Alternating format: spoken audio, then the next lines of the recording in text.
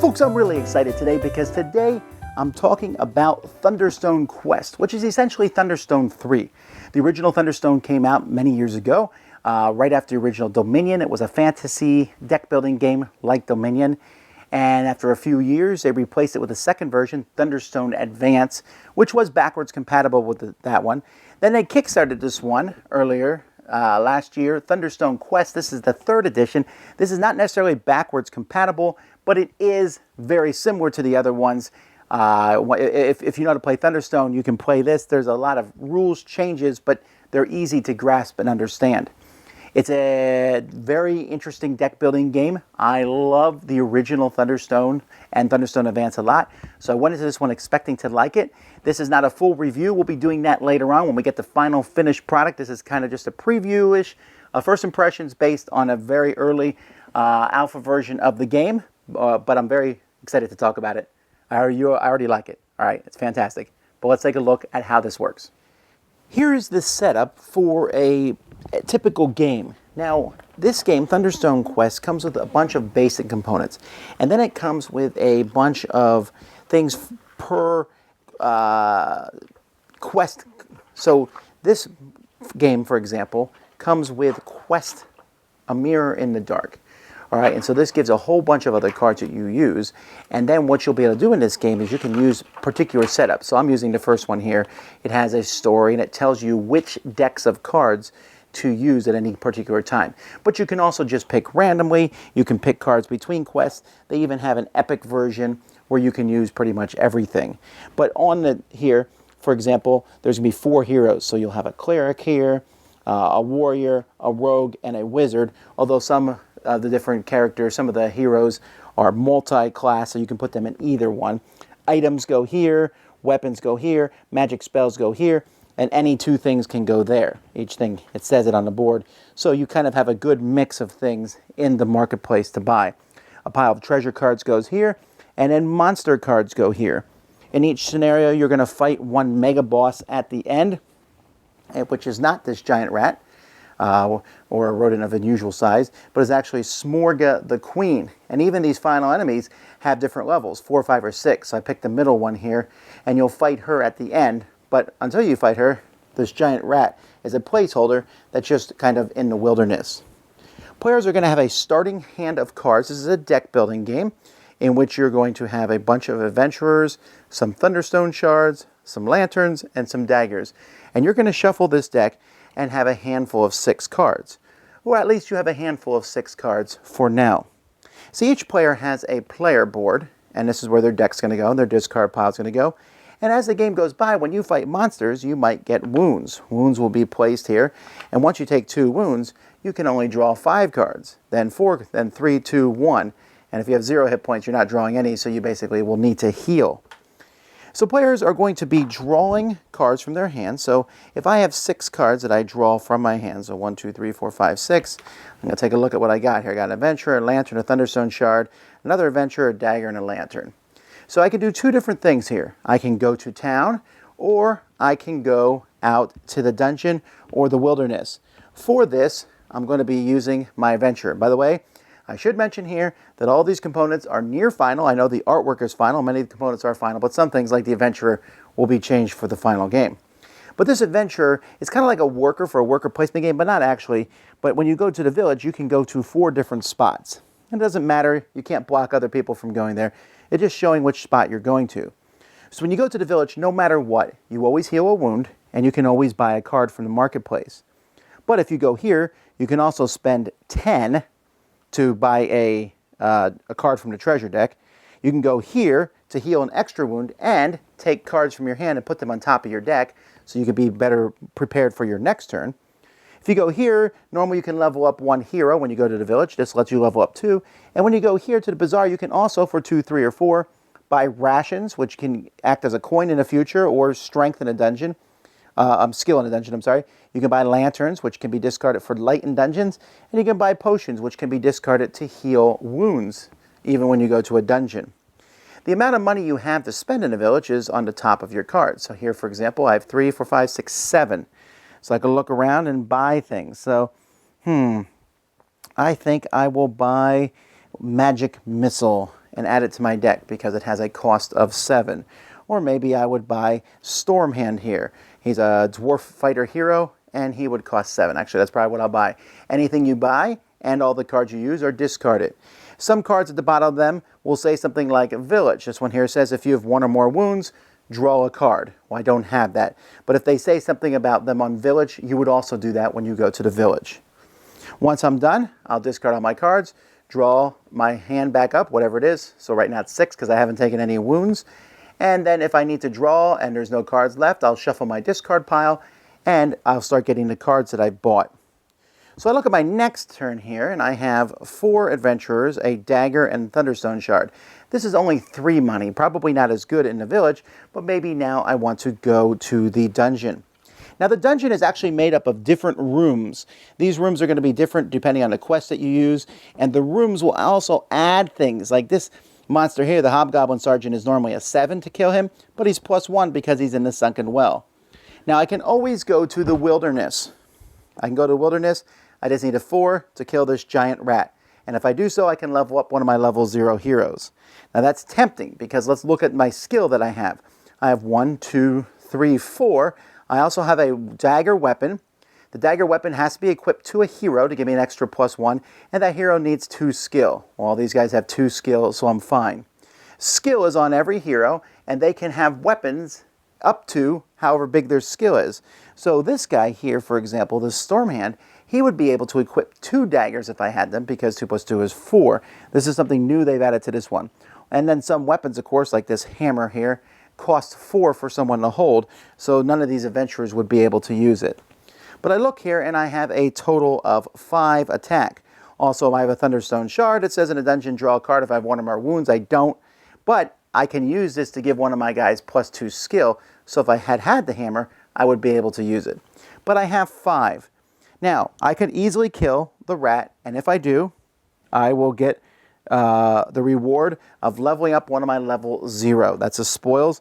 So I would take one of my level 0 guys, kick him out of my deck, and replace him maybe with the top card here, this human wizard hero. She seems pretty powerful.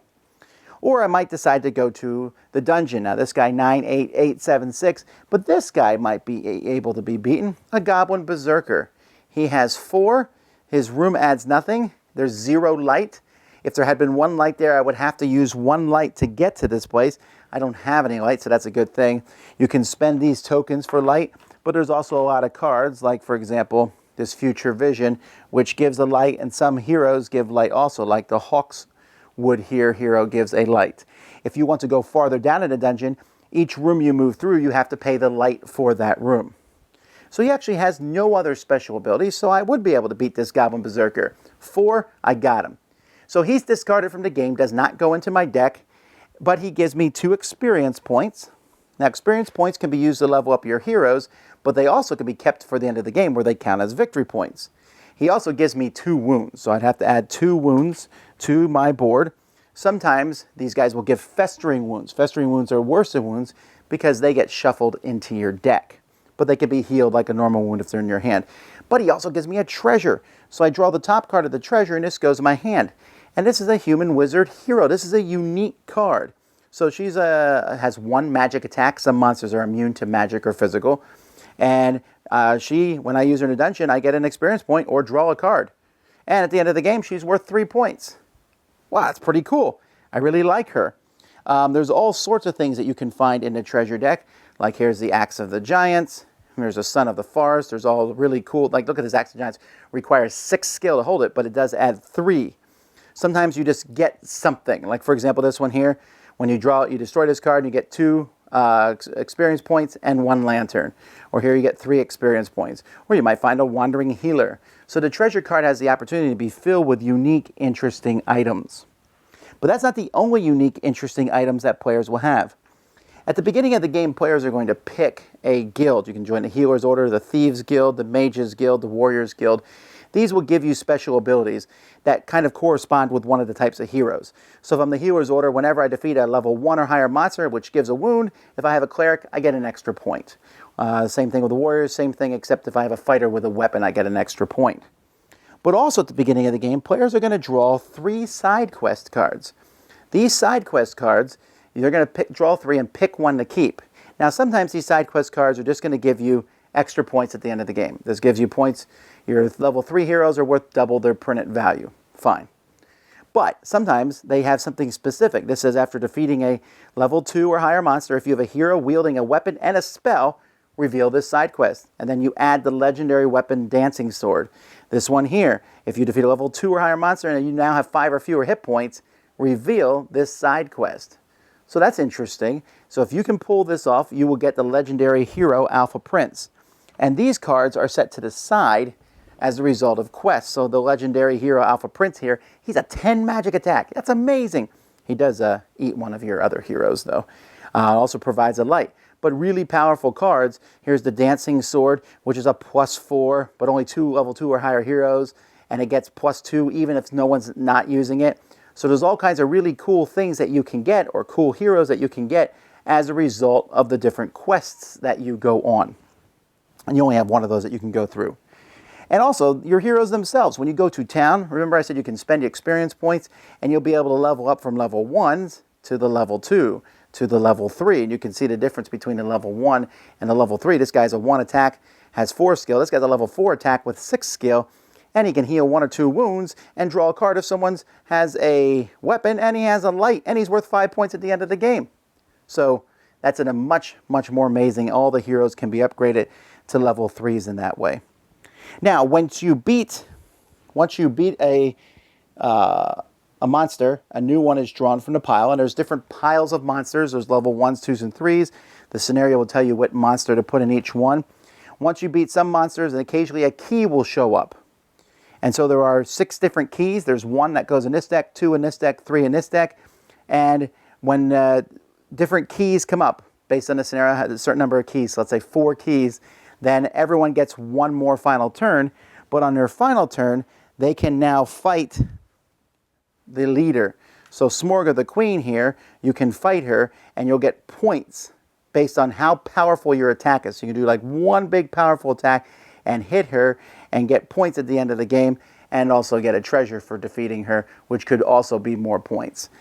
So after that, players are going to total up their points, and whoever has the most, like I said, a lot of cards are going to give points. All your experience points you don't use give points, and whoever has the most points is the winner of the game.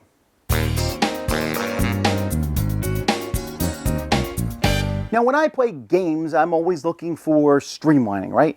Can you streamline a game, take out the rough edges of it, and make it interesting and faster and smoother? At the same time, when you streamline a game, sometimes you cut out some of the cool things that that game has, and sometimes a streamlined game can feel sterile.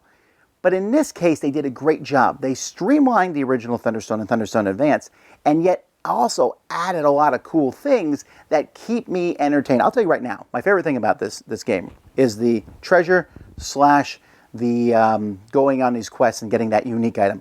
I have always liked having a card no one else has. I think that's a lot of fun. I like the treasure chest pile because you don't know what you're going to find. You can go buy them, super expensive, or you just kill monsters and get them.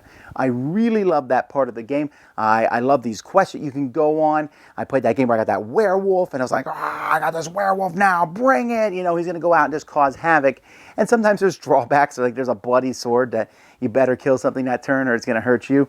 But it's just neat to have these things, and it really brings this go out to the dungeon theme to life.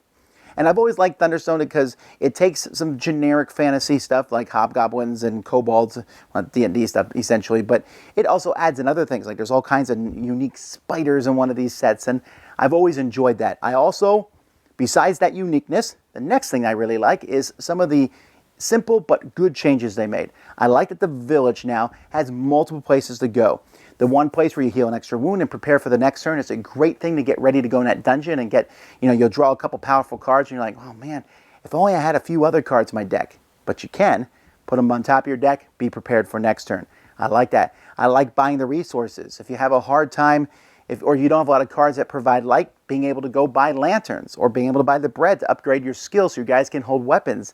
That's an interesting thing to do. Or if you have extra money, you can buy some of those tokens. In fact, they use those tokens to offset player order too at the beginning of the game, and I like that. I like the variety of different things you can buy.